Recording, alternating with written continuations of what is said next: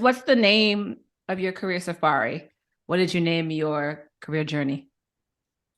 Yeah, so I would call it We Are the Outsiders, I think, Oh. which is actually a popular song by a band I used to listen to a lot. Um, but it just I think encapsulates my life of sort of having been like an outsider like through and through and in a lot of different phases of my life, whether it was being born in the US to US immigrants, then moving to Kenya and then being bullied there for being different because I was this Kenyan person but who like had an accent and like was an easy target for some those and other reasons and then coming back to the US and being again like this immigrant again, black, minority, and yeah, and really just people, everything, every step of the way, kind of having people who thankfully every step of the way were mentors, sponsors, availed themselves, believers, even when I didn't believe in myself or whatever else. But also at every phase, sort of a non-believer, someone who was, microaggressing or doing whatever they were doing at that point, to either question or belittle my progress or whatever it was. So, but I'm really grateful and thankful today, obviously, to be where I am today, in large part, of course, to the many mentors and sponsors and hard work, etc., prayer and all this kind of thing that has gotten me to be here where I am today.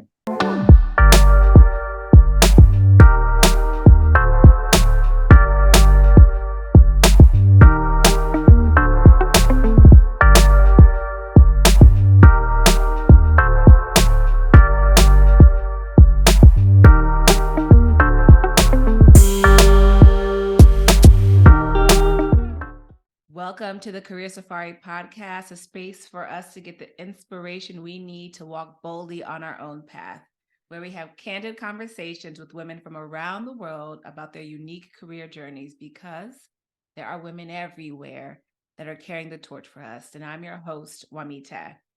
As a reminder, we are now past the halfway point of the season. But if you don't know, there have been changes this season and we're on YouTube. You're still able to listen to our torchbearer stories every month and get that shot of inspiration that you need. But now you can also find us on our YouTube channel, The Career Safari. So come subscribe, join the chats, look at all the funny faces we're making. We'll love to see you there. But right now, it's time for this month's torchbearer. She is a multi-hyphenated doctor, medical doctor from Kenya and Nebraska. She is currently assistant professor in the Department of Emergency Medicine at Yale University and also the director of global health research at Yale University. She has also created and co-founded Kenyan Doctors USA, which is a network for Kenyan doctors in the United States to engage with one another and support health-related programs in our home country of Kenya. Our torchbearer this month is Dr. Christine Ngaruiya. Welcome, Dr. Christine. Christine, how should I call you? But welcome. Thank you so much. Yeah, and I'm director of global health research in the Department of Emergency Medicine. Yeah, not for all of Yale, but maybe one day. No, well, sorry for correction, but maybe we are now prophesying. Oh, hey, I receive it. Anyway, thank you so much for having me. It's awesome to Thank be you here. for being here. So, you've named your career safari We Are the Outsiders. We already talked about what that means. So, as I said in the intro, you're multi hyphenated, specifically in your roles, plural, at Yale. So, my first question is as someone who is not in the medical field, is that normal to have all those hyphens and all those roles? Well, yes and no. Depends on, I guess, what community you're talking to. So I live in a slightly artificial world called academic medicine, where people tend to have a secondary and many even tertiary or like other degrees. I know someone with 7 degrees, for example. That person's highly unique. But we live in this world where we hope to add these additional skill sets to better improve our medicine, our research, our administration skills, or whatever else it is that we're doing. in the field. But yeah, no, I mean, it's, and I think we'll talk about this later. I'm someone who's definitely a learner, but also very passionate about not just clinical care and taking care of patients, but also public health and global health in Kenya and Africa more broadly, especially. And so it's more so about getting the necessary skill sets to be able to hopefully contribute to that in a more meaningful way. And so thus the Master's of Science in Tropical Medicine, which is some clinical, but also research background, and then the Diploma in Tropical Medicine, which is specifically on clinical management and just like general awareness on the big NCD or diseases that are affecting tropical medicine sites. Yeah. So So what I'm hearing is not quite normal, but in the academic medical field, it tends to be something that is popular. And then there's a little bit of you just being very ambitious and wanting to give back to the world. That is added on top of that. Am I hearing you right? that's a fair summation. Yeah. Okay. It is immediately my mind went to Grey's Anatomy, which we can talk about later. That's funny. You won't be the first person. I know. It made your profession ever the more popular. Yeah. So Okay. with those many roles, I just wanted people, we're going to get into like how you got there. I know some people heard she does what with who, where, and what else. We're going to get into that, but let's just talk about like with all those roles. He's co-founder of an organization, director of another organization. Like, what does your day-to-day look like? That's a great question. And I actually really love talking about this because I think that I like to remove the mystery behind it because I think sometimes people um, assume otherwise it creates a lot of opportunity for assumptions and or seeming like it's loftier and achievable to be able to Mm. participate in leadership positions or even a couple of leadership positions.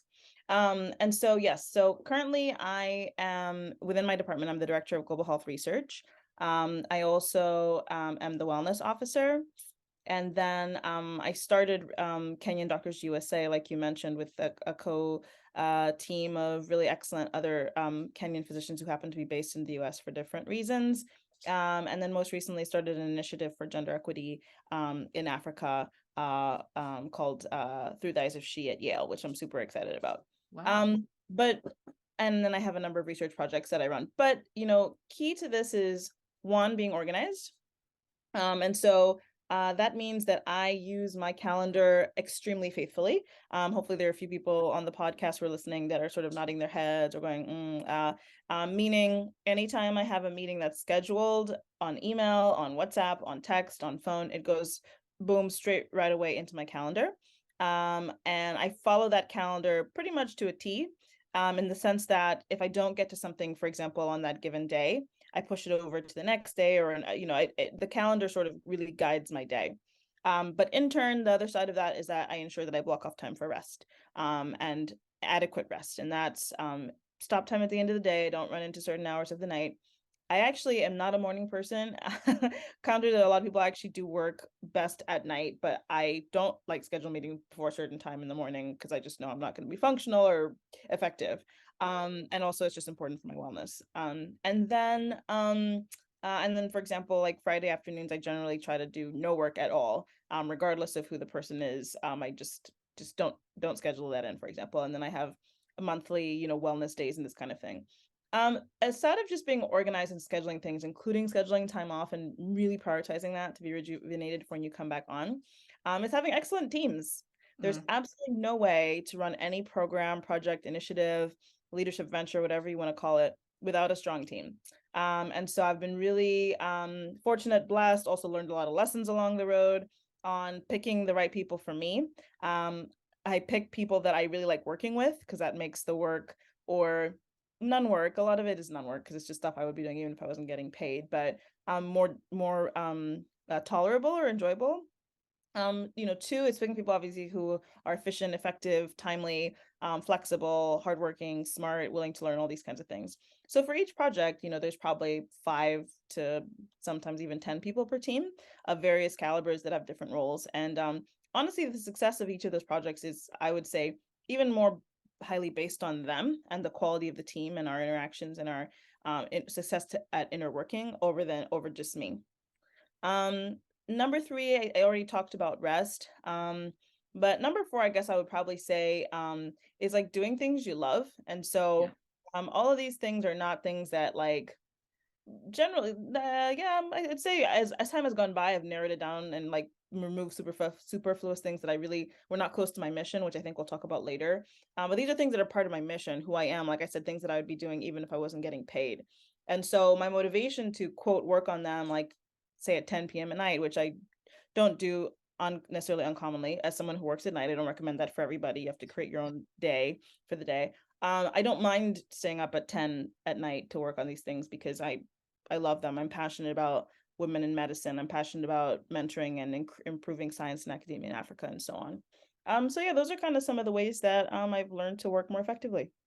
Yeah. So I have some lessons for myself, and I know some people have some as well. But calendar is queen. It sounds Absolutely. like you can set it, forget it. I heard things around scheduling time for yourself, which was that. I mean, let me just ask: was that always the case, or did you kind of were always the type of person that knew, like, you're good with work boundaries? That's my question.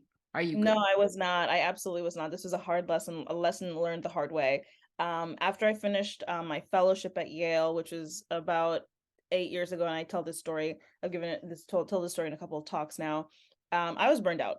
I did this 2-year program, which is basically a 3-part job. You're working clinically in the ER as an attending or supervising physician, getting your master's degree. I was getting my master's degree at the London School of Hygiene and Tropical Medicine, so in and out of London, and then also trying to establish yourself as a fellow. Like most fellowships, you're establishing yourself in some ship, some Mhm. area of expertise. And so that for me, that was non-communicable disease research, which is what I do now. And so I was like in and out of Kenya as well, and then some other projects and classes and this kind of thing. And I used to be really bad in like my 20s and probably even high school years, college, med school even, of just not sleeping. I had this habit of I would go off 4 hours of sleep, 4 hours of sleep, 3 hours of Yeah. sleep, and then I would just crash one day. And then I'd keep doing that. I mean, I would work out and probably do some healthful things, but my sleep schedule was horrible.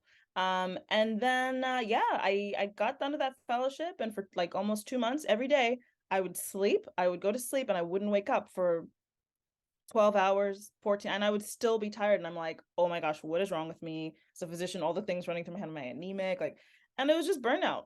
It was Mm. burnout. And I said that was such a wake up call to me to just be like, I need to change some things in my life. And that's when I became, I would say, hyper focused and hyper aware, a seeker of healthful living and healthful lifestyle and wellness, and specifically prioritizing sleep. So I'm like Mm. super anchor about that. There's a lot of data about it, of course, it's not just me, but I was not always that way. But word to the wise, definitely get your sleep. Yeah, yeah, I had that relationship with water. I didn't realize how effective you needed Yes. water was in my life. Then I'm like, oh, my skin, Mhm. my brain, I don't have headaches anymore. I mean, you have to go to the bathroom more, but like, there's Mhm. always something weird. Like when you're older, you're like, oh, that is why they say so. Yes, Now I've exactly. learned. Um, so in our early interview, you mentioned how your parents encouraged you to become a doctor. So I want to talk a little bit about how you got here. And it was because of your love for what, from what I remember, from your love for science and your love for taking care of others. It almost sounds like you were born to do this type of work. Do you feel that way? Well, I would say definitely with some nudging. I'm not sure. I think I would have ended up in some kind of helping profession. They have this infamous question they ask us in medical school or during medical school interviews, like when they say, why do you want to be a doctor? And people are like, because I want to help people. And they're like, well, firefighters help people. Why don't we be a firefighter? And so, so There's other it's things to do here. exactly. Yeah. And honestly, I was really interested in animals always, and I thought I was gonna work in as a uh like with basically with animals as like a zoologist. And I was strongly discouraged to do that by certain family members because of the remuneration. But anyway, the You need to make money. classic African family. But either way, the good news is I was really interested in medicine from an early age. I had certain medical issues as a kid, so it's like that classic story. I had my ENT doctor I used to see all the time. I had a lot of sinus congestion issues and like bronchitis issues, and I was like, I'm gonna be an ENT doctor when I'm older so I can help people.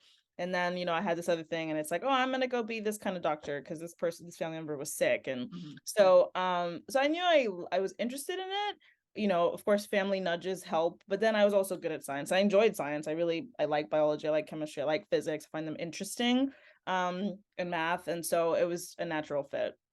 Mm. So let's go back to well, thank you, parent. It sounds like should we thank your parents and your relatives for the nudge? Okay. Yes. Thank you, family, for the nudge. In my Um, case, yes. yeah, and yeah, I mean, yeah, that's what I'm like, should we? We can delete that part. Yeah, yeah, yeah, yeah. So let's go back to Christine getting ready for her first day of undergrad. Starting the journey. Well, did you start the undergrad journey wanting to be a doctor? Let me first ask that. Yeah, for sure. Okay. Pre-med, yeah. Mhm. Is this what you imagined it to be now that you have arrived? You know, I would say yes. I would actually say more than what I hoped for it to be. Not what I knew it was going to be, but better.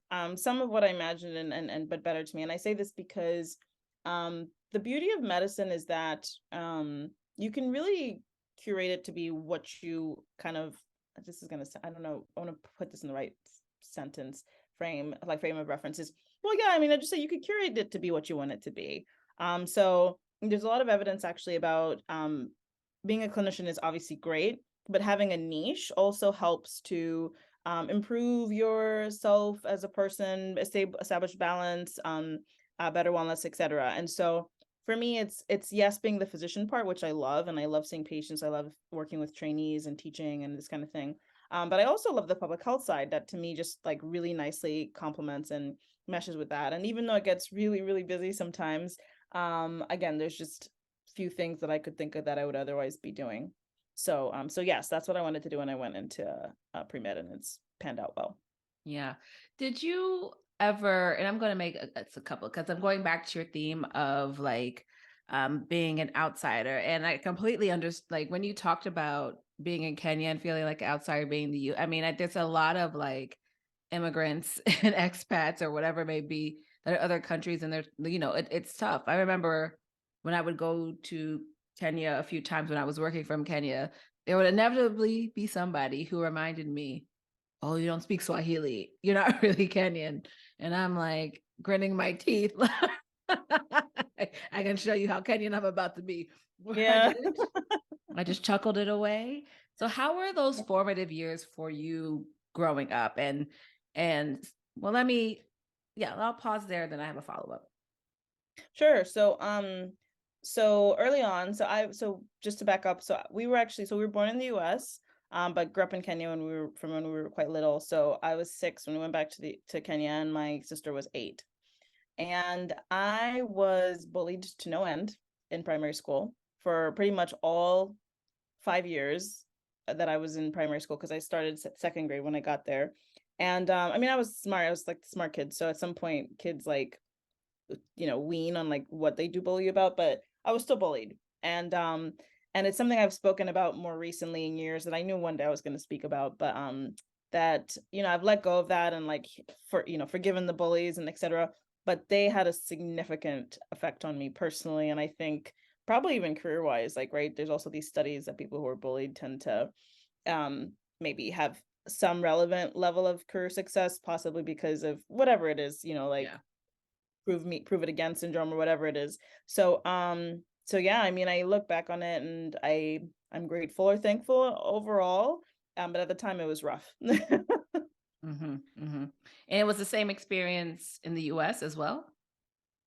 So it was a different experience. It was my first introduction, being at a predominantly white institution, and a not very diverse state in the U.S. and Nebraska.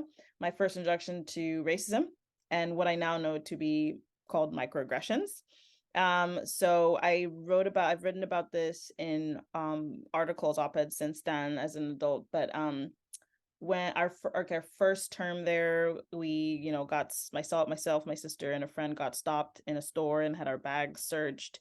um you know Obviously racial profiling, and I just remember thinking like there's something wrong with the situation that doesn't feel right. I don't know what this is, but this thing, like, is humiliating, it's frustrating, and I was so angry.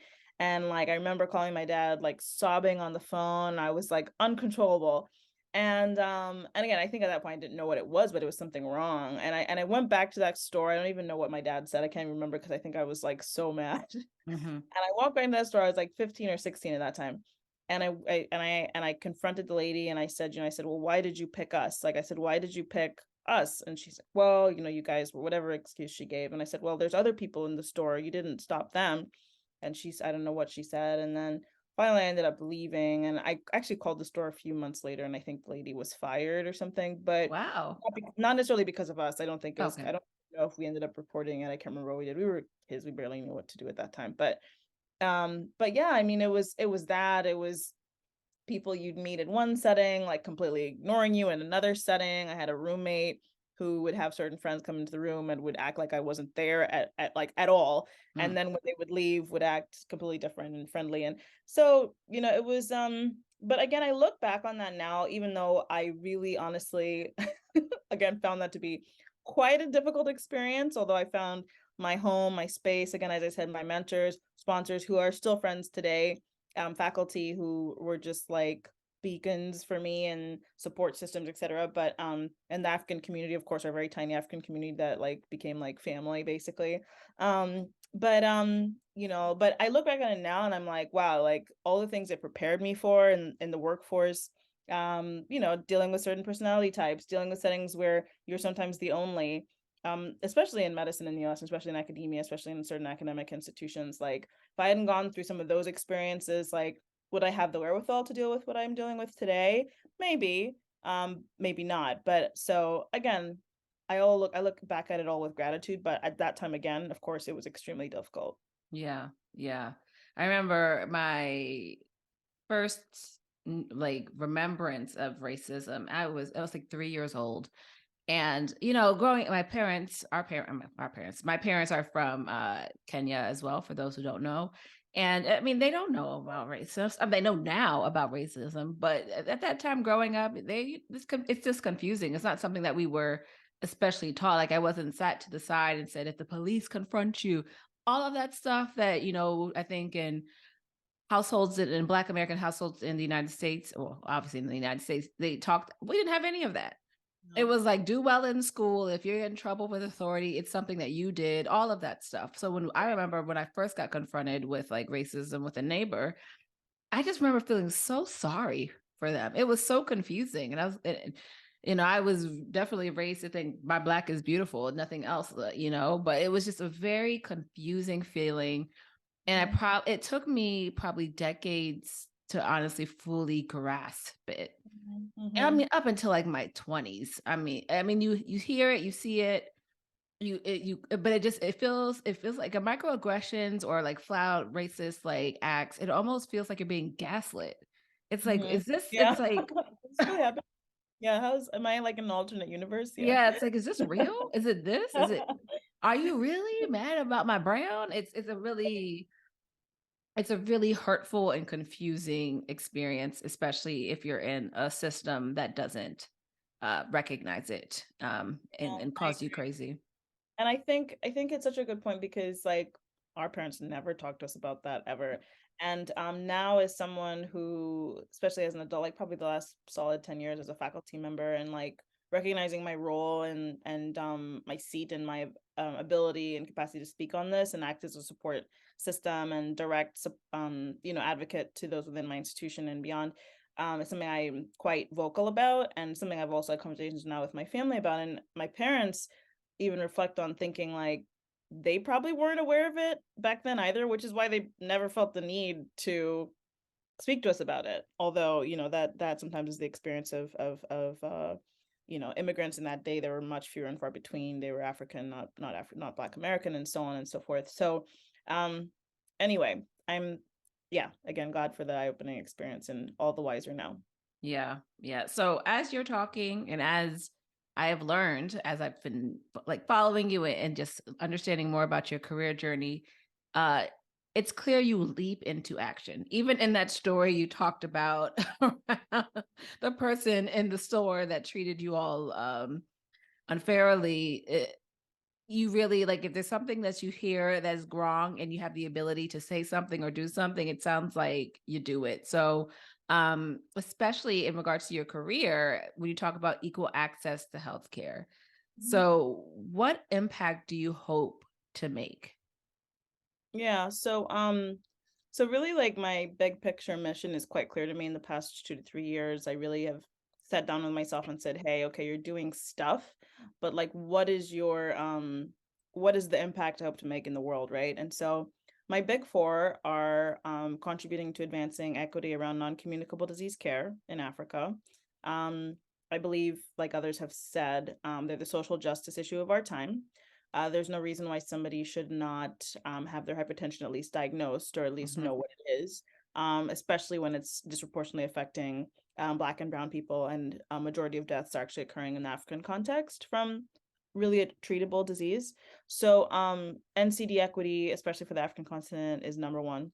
Number two, gender equity, especially in academia, but gender equity in health more generally, and advancing the research science or quality of Africa science in terms of number one, increasing the number of Africans that are doing research, and also the quality of the research that's being done. So it's like bias for us because just because a study, large cohort study has been done in the US, 30 years ago, and we're using that data to set guidelines that then affect Africans doesn't necessarily mean, or other folks in other places outside of the US, other cultural contexts, doesn't necessarily mean that data is relevant to us or generalizable to us. And so increasing the 4S bias research and increasing that pipeline.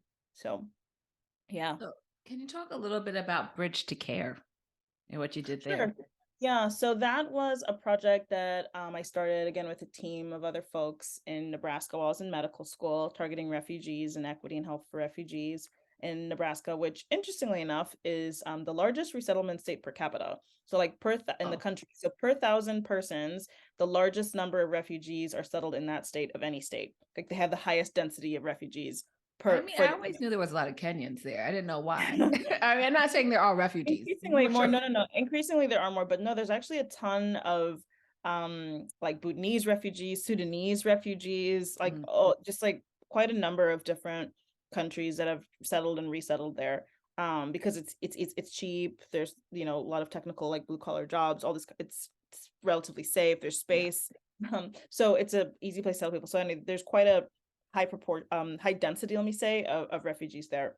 And so when I was in medical school, I already knew that I wanted to come back and do something in Kenya, affect health in Africa, but I didn't have money to come back home. So I did go back once, like later on in medical school, but I didn't have time to like do, or maybe even the capacity to do something meaningful. So I said, hey, why don't I work on this project in refugee health that sort of like stumbled into my lap.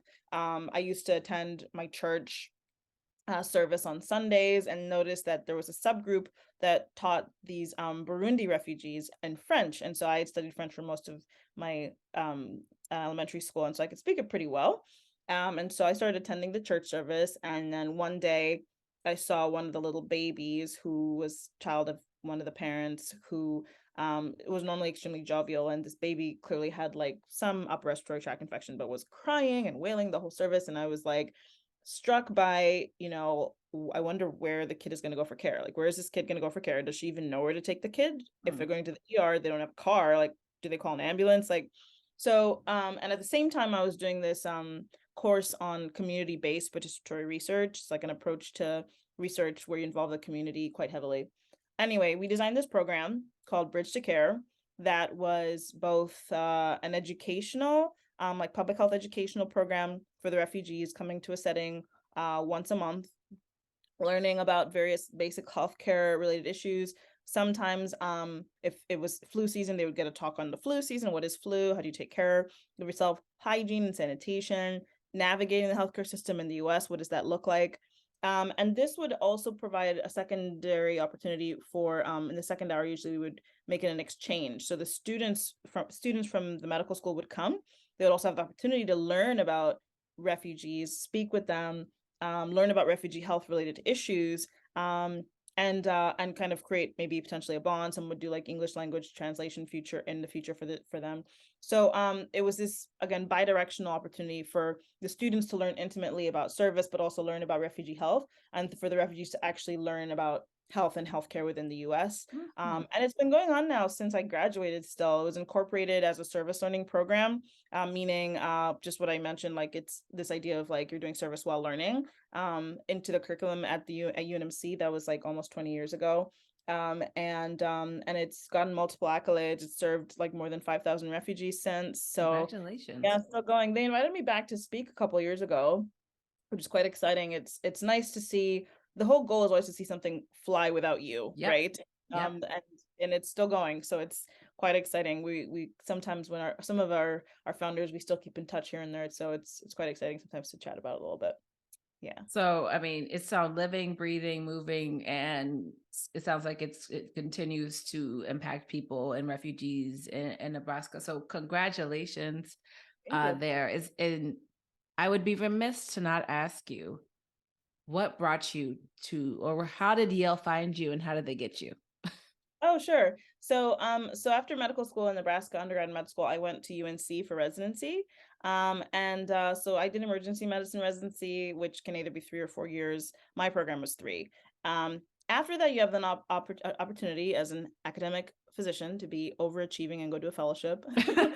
Also not super That highly. should have been your other career safari name. I am an outsider who overachieved. Yeah, No, I'm you're teasing. killing Also, it. You're killing it. a lot of academic positions today, a lot of people go into fellowship. So it's just to give you that hyper experience in a particular area or field.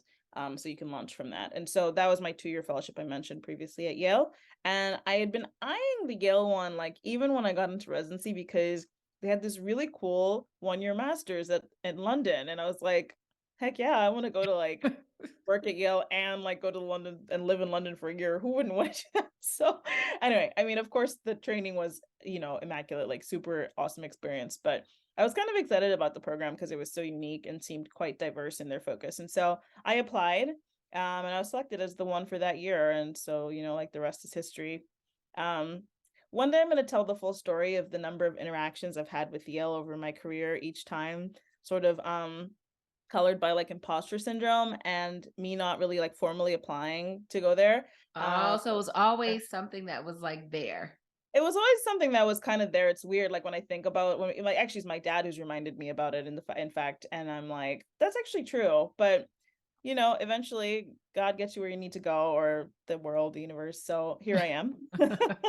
Like, oh, we're gonna take that route. Okay. Yeah, yeah, I'm gonna lead exactly. you right back to where I need you to go. Well, it's that's exciting to hear. And I can't when you tell that story, just tag me so I can hear a little bit more about like how serendipitous all of this turned out to be. Mhm. Um, I want to talk a little bit, and the reason why I brought up the Yale experience now and how you got there, because I want to talk a little bit about your experience during the COVID-19 pandemic. How, I guess, I don't know if those years are over, but I'm speaking past tense, but how have these years been for you? I'd be lying if I said it has not been extremely difficult, and not just for me, but for a lot of people. I mean, all the data is just showing increase in burnout, the great departure. It's not just happening in the rest of the world, but definitely in medicine, academic medicine. I think it was the burden of taking care of patients who were so sick, Mhm. the you know, uh fatigability and not being able to provide care because all of our conventional medicines don't work for COVID or didn't work. We're much we're better off than what we were, but still, there's not some magic wand or appropriate directed treatment for each individual patient. Each individual patient is so unique. Um, Excuse me. And then it was also the isolating nature of it, right? Before COVID, we at least got to hang out together. People would go out after a hard shift, grab a beer, grab dinner, socialize. There's stories of physicians even within my group whose former friends of their children, like friends of families of physicians, didn't want to hang out together because they didn't want to hang out with their kids or with those people because Yeah. they have COVID. You're high risk, right? And it's understandable. But then it became very isolating, I think, for people as well. All of our meetings went online. You just weren't seeing people or hanging out with them. And so I think for all those reasons, it was probably like, for me too, I think like probably definitely one of the toughest times in my career in medicine for sure. I think the upside or the silver lining is that just like for us and like for a lot of people, I think it just helps super hyper focus what are you doing here? Like what is one doing with their career? What is one doing at their institution? What is one doing with their life more broadly? And force a lot of us to just really look at that very critically. So Yeah. So now I'm curious then, because when you talked about your mission and you it sounded like you took some time to like reflect on like what, like you're doing a lot of great things. You felt that, but then you wanted to like really get clear about like what it is, what type of impact you want to make. So did this happen during that COVID-19 experience? Yeah, I mean, I definitely think I was kind of getting to that early to mid career point anyway, Hmm. where you're kind of one is kind of reflecting on, okay, like what is my like legacy, for lack of a better term? What is the impact I hope to make? But I think COVID really helped to catalyze that and just be like, I had all this time to think, and like, am I doing the right thing? Am I making my goal, making my impact? What is my impact anyway? So I definitely think it helped with that, for better or Yeah. worse. Yeah, for sure. I mean, I think I was, what a I mean, COVID did an odd thing for me. Like, obviously, there was like devastation, all of that stuff, but that was already a year where I wanted to like slow down, not travel as much, and really like take care of my body and be at home. So it allowed me to do that in like the worst way possible. But there was Mhm. definitely a lot of like self care happening during that Mhm. COVID period. Yeah. So, um, things that I wish that I could get back now that I thought I was going to carry it and post it, but it definitely hasn't happened. But one of them was definitely reevaluating where I want to spend my time, Uh-huh. which was a journey. Interesting. And who I want to spend time with, which is a whole nother Yeah, thing. exactly. Which is important. Yeah. Um, was there a time like you've done this evaluation, you said you reached the midpoint in like your career, you're doing all this like self-reflection. Was there a time where you felt stuck in your career? Hmm. And if Um, it's now, we can delete this tape. It happens. um, I think that up until like the past 2 to 3 years, I've sort of been on this like um roller coaster is not really the right term because it's not like it was super disorienting. I was on like a factory roller, high school, undergrad, med school, Yes. residency, fellowship, start a job. So things were kind of like, you know, already established or set up for me. The next step was like kind of automatic. I didn't have a Yeah. lot of hard decisions to make. A little bit between resident like fellowship and graduating. I wasn't sure exactly what I wanted to do, but I stepped into academic medicine rather than like private sector or like true public health like WHO or UN or anything. I stayed in academia, which I'm grateful for. But the last 2 or 3 years, it's been again, like I said, that big impact question. So more than feeling stuck, it's more that, like I said, that question of what's next? Am I doing the right thing? If so, what is the evidence of that? If not, what's the evidence I want to have that I am making an impact or doing the right thing? And so there's a lot of questions about that in terms of current position, additional degree or degrees, location I'm living at, all these kinds of things that I think is quite normal actually for the mid-career person, in at least in mid-career, regardless of your career, but certainly in academic medicine. So yeah, I don't feel stuck, just think going through some transitions. Yeah. So, and that's completely normal. And it's, we're meant to grow and we're meant to learn. And so this is actually a healthy thing to do. So what resources or what has been helpful for you as you've been moving through those questions? I'm like a really big supporter or voice on mentorship, like key mentors. Sponsors have to choose you, but mentors you can choose and ask and follow. And so I've always had really been really fortunate, like I said, to have tons of really great mentors or people that I could go to. So I always recommend those as an opportunity. um I spend a lot of dedicated time, as you do, on pointed reflection, pausing in the morning, pausing at the end of the day, meditation, prayer, working out for relaxation, stretching, all this kind of thing, to really try to spend some time looking inwards and thinking on how are things going? How did today go? How did this week go? How did this month go? How is this year going? What do I want to accomplish next year? What do I want to accomplish next week, next month, and so on. Talking to family, definitely family support. And I have really great networks otherwise that I support on. I mean, I think just more broadly, in my career, there's also a lot of really great books that I've read that have been super motivating. I really actually shared about a couple of these this week on my social media. So I really, really love this book called That's What She Said by Joanne Lippman, who was the first, I think, editor of, I don't want to say the wrong outlet, but one of the major outlets, first female chief editor of that outlet.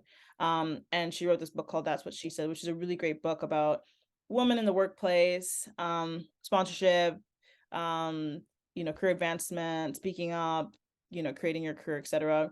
Another great book is by really, really lovely book that changed my life was Rena Seltzer's book, that's on the Academic Coach's Guide for Academic Women or something like that. It's basically a kind of a go-to book for women in academic medicine and like all the challenges that we tend to experience in overcoming those.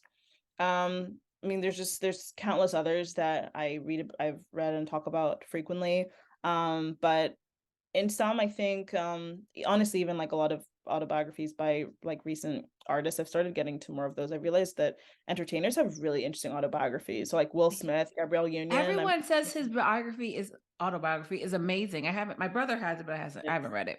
It's really good. I did Gabrielle Union's. I'm currently doing Viola Davis's. They're always like super inspirational. And Failing Up, Leslie Odom Jr. is his name. All really great books as well. Just hearing other people's stories and like realizing one that I think, you're not alone. People have had like extreme hardship as well. But also seeing how people like dealt with it and how they rose above and moved on to the next thing.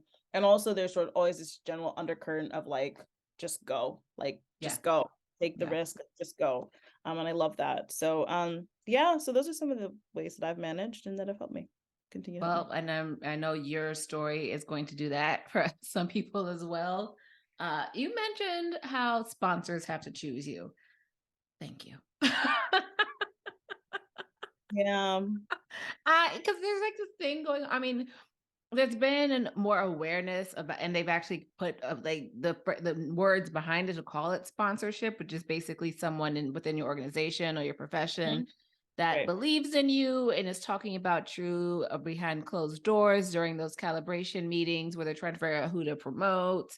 Like there's somebody in there saying, "Oh, I've worked with Christine; she's amazing," or Juanita can step up. Like there has to be someone in there that's advocating for you. And that's what we call like sponsorship, or the term has been called sponsorship. But there's also been like conversations around get yourself a sponsor.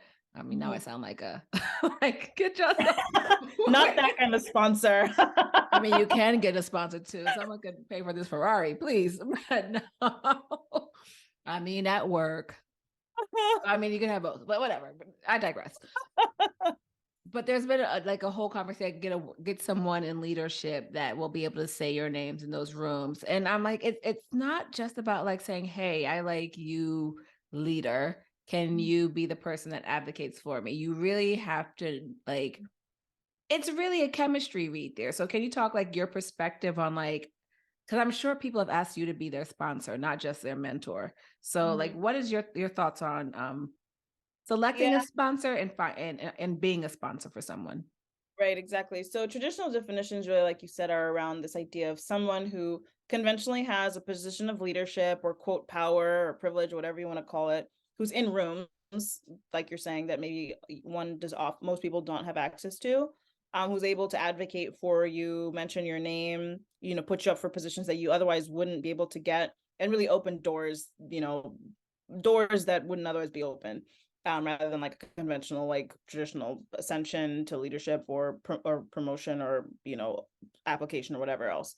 And so, right. And so around that, it's sort of someone identifies you as being someone of high potential for whatever reason, whether it's organically or because you have a relationship or whatever else, they're your chair of or CEO or whatever, and they just happen to know about your work. But yeah, so that's generally the way it has worked. However, I will say that it doesn't necessarily hurt to ask. Um, because unfortunately what happens is that just due to natural affinity and things like that, a lot of potential like minorities have a risk of not being noticed, having affiliations with those people or affinities with those people that are in these positions of key power. You're not interacting with them as often. Maybe you're not, as we say, like for the men example, I think Joanne Lippman in her book gives this example. You're not going to play golf with like the guys and locker room with the boys club and all these things. So women are being left out of some of these opportunities and so on and so forth. So it doesn't hurt to ask. And honestly, I say just like not go for the jugular. That sounds bad. Be direct. So if I wanted an opportunity for like maybe I wanted to be put up for an award or something like that, I would just say, I would go to this individual that has the power to do so and say, hey, like I was wondering if you'd be willing to sponsor me to be put up for this award. Just use the word sponsor. They get what that means. Yeah. And then hopefully the person that you're asking and usually these types of people that you're asking are honest enough to just in some form or fashion, if they don't think you're ready or appropriate or whatever, to put that down. They might say, I'm too busy to do that. Or, some will just be, which I think is honestly the best policy, is just be like, I don't think that you're ready for that, or I'm not able to put in enough words for that, which I have done to people before. But also then hopefully they go the next step in educating you. And if they don't, I would recommend you asking them why, or how could I be prepared to be better, be a better candidate for X. And that's what I've done. I've had people like ask me for letters of recommendation because quite frankly, and I'm aware of this, and I hope to use my space and my position, my seat as a faculty at Yale, as so on, a researcher who's got some international recognition and so on. They want to use, they're aware of that potential power. But I tell them, say, look, yeah, I can write you a letter, but I'm not going to be able to write you a strong enough letter. And what you really need is a strong enough letter. It doesn't matter, and I'll call this out, it doesn't matter what institution I'm at. If my letter is weak, people are gonna read in between that. And that's the truth. So you'd rather ask somebody who knows you really well, write you a stellar letter, even if they don't have all the bells and whistles that you're looking for. So this kind of thing. So generally and conventionally, it's people noticing you, but it's also okay to ask. Let me make one other point on the being noticed thing. I forget who talks about this or what book this is from. This might be from Rena Seltzer. This idea of making sure that they are noticing you, they being your boss in particular. There's even recommendations of ensuring that you're having regular meetings or sending regular emails to your boss about, I accomplished XYZ this month or this quarter or this year. And if you're not already having those, most people are having these quarterly or whatever meetings, not blowing them off, right? People are like, oh, after this quarterly meeting, my quarterly report, this is so annoying. No, this is your time to shine. Yeah. Don't shine, they're not otherwise going to know about you. And just know that other people are shining. They're spending time and they're talking themselves up. And so this is your opportunity to summarize yourself in the best, brightest light possible and highlight all the things that you're doing. And then, hopefully that communicates to people, or people pick up on that, hey, like this is a star, this is someone I need to watch out for, look up for. That's the thing I wanted to just add.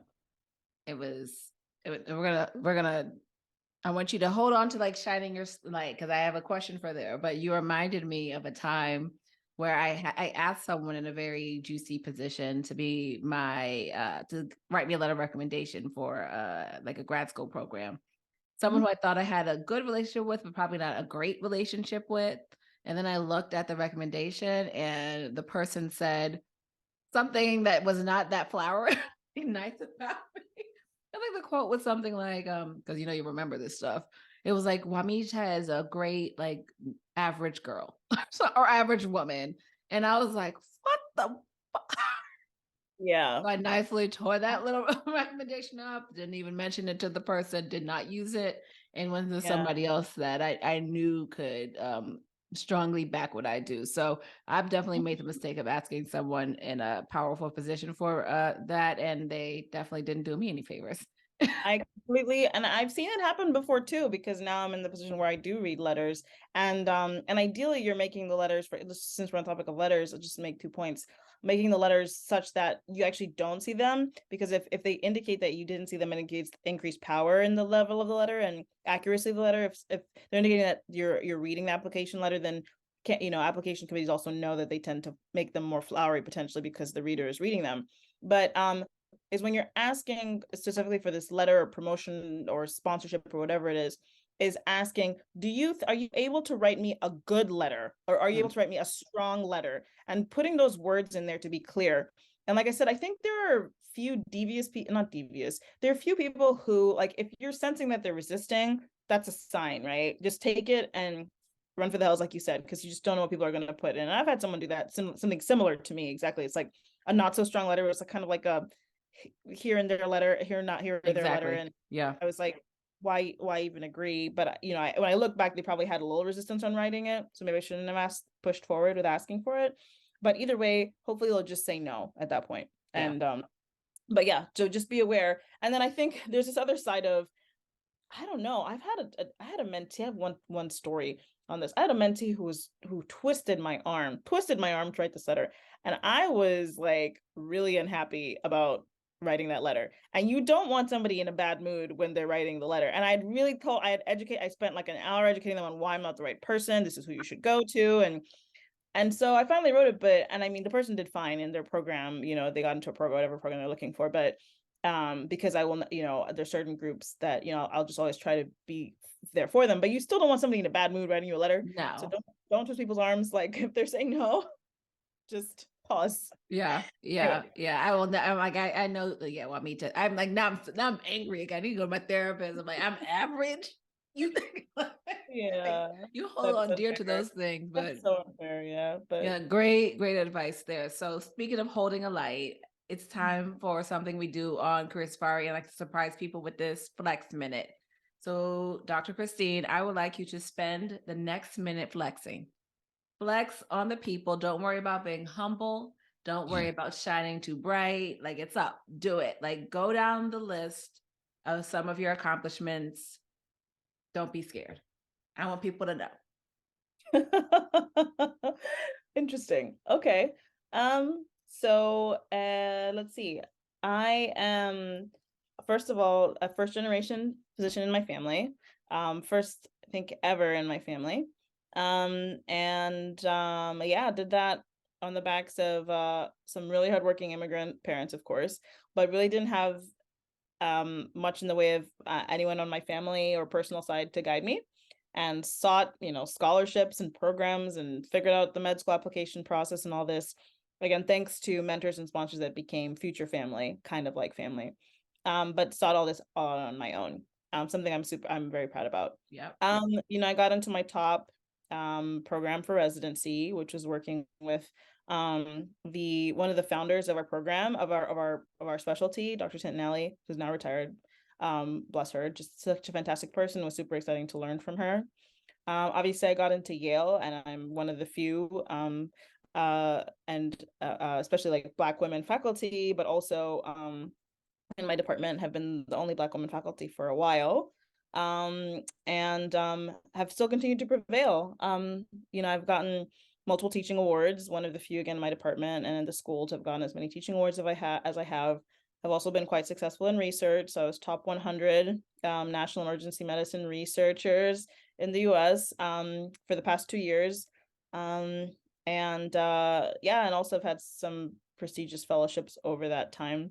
Currently, I'm actually one of 130 or so international Schmidt Futures Fellows with International Strategy Fellows with Schmidt Futures, the former CEO of Google, run by Eric Schmidt, the former CEO, and his wife, former CEO of Google. So I hope that's enough. Is there more?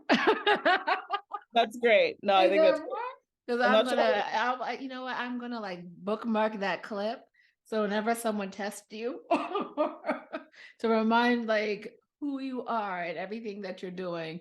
And I know you like lightly even touched on it, because we didn't even talk about, like, you didn't even mention like everything you're probably doing with the Kenyan group as well. So yeah, it's up. That's who she is. That's who we're talking to today. So I have a couple of more questions for you. One is just my own like personal curiosity. Like, do you see a lot of difference in how female medical professionals are treated in the United States versus Kenya? So we actually just wrote a book chapter on this, myself and two of my close colleagues slash friends in Kenya who are senior women physicians there. And I think it's a lot of the same issues. I think that, but I think they're magnified in different ways on either side. You see, when you come to the U.S. side, you have the intersectionality issue of being a woman and a woman of color. That doesn't necessarily happen on the Kenya side. But on the Kenya side, you may have more unfortunately rudimentary gender-based discrimination, Mm, overt, that's sort of more tolerated than is here. Not to say that it doesn't happen, it absolutely does happen here, but there's certain accountability measures that are very clearly and actionable accountability measures that are very clearly implemented in the US systems that one just can't get away with certain things that are just not quite at that level yet in the Kenya and most African contexts. But yeah, gender equity and like equity in pay, promotion, leadership, that's a problem everywhere still. Well, at mhm, least in the US and many African contexts. mhm. And you talked a little bit about it, but what specifically is the type of work you're doing in Kenya? Oh, sure. So I do non-communicable disease research. So those are diseases that are non-transmissible, like hypertension, diabetes, cancer, strokes, and so on. And so I've been doing that for the last 10 years. I've done a variety of different projects, including with multiple different partners, Ministry of Health, Aga Khan, KEMRI, Wellcome Trust, African Population Health Research Center. So just where the need has been, really cool partners I've had the chance to work with. And it started with just first honestly describing the burden of disease, like how many people in Kenya smoke, how many people in Kenya have high blood pressure. So that was a first study we did with MOH 6 years ago. I'm just understanding that. And now I'm doing more intervention type work. So we know certain things work to help reduce this burden.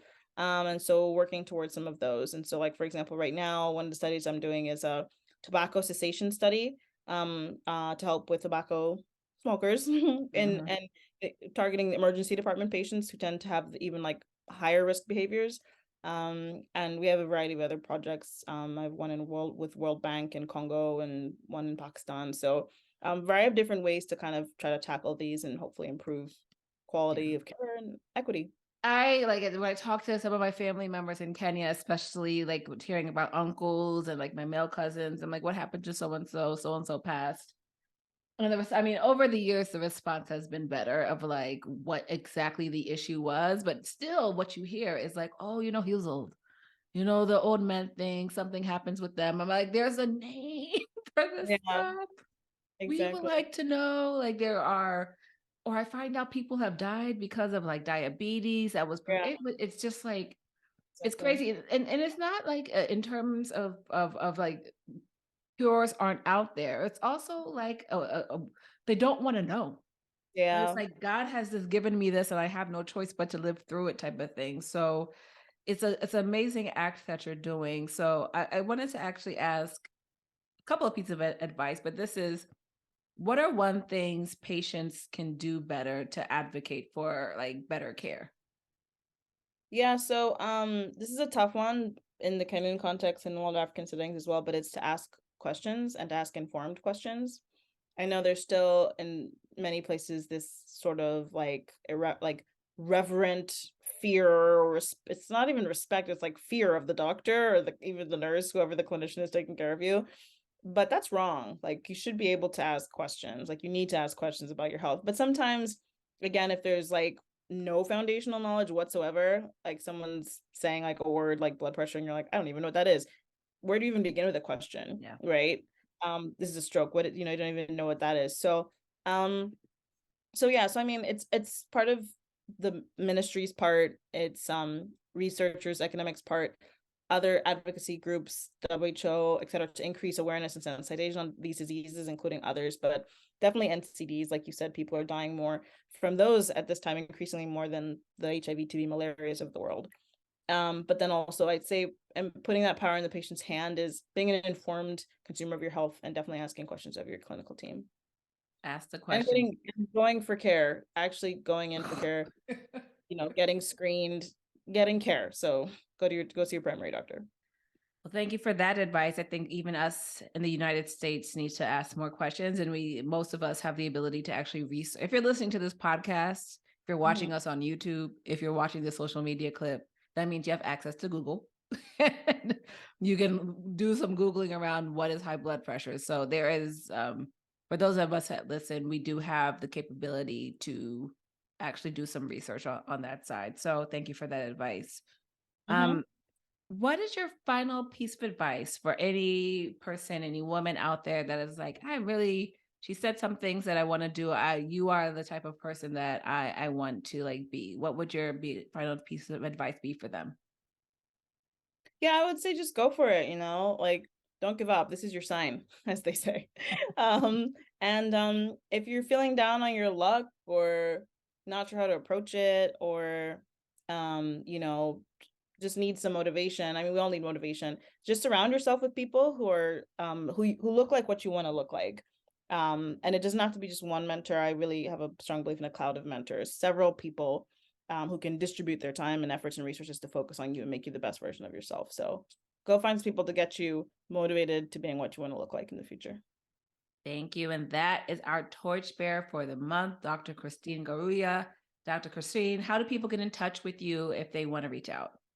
The best way is probably through my Twitter. So I am at C_Ngaruiya, my last name, C like cat, my first letter of my first name, underscore Ngaruiya. I'm reachable on there, post about a lot of things I care about, a lot of things we talked about. Yeah, happy to be reached there. Yeah, and for more information on her career safari and to read Dr. Christine's career journey, visit us at www.thecareersafari.com. Join our Torch community. We've had a lot of events this month, so if you're not following us on Instagram, please do. Watch us on YouTube. And until then, everyone, continue to pass the torch. Goodbye.